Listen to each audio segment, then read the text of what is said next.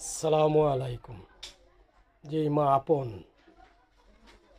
2 ঘন্টা ভালো 2 ঘন্টা পর খারাপ হয়ে যায় আরেক ছেলের কথার জন্য।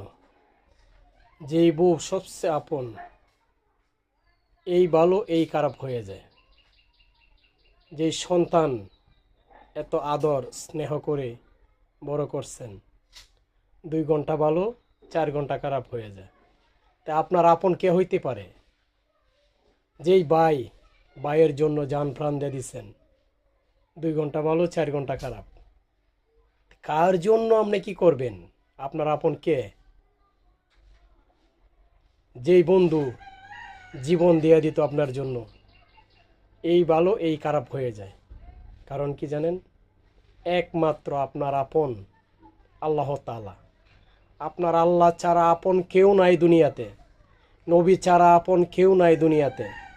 এক সঙ্গী নবী এবং আল্লাহ ছাড়া আপন দুনিয়াতে কেউ নাই। তাওয়াক্কুল আল্লাহ।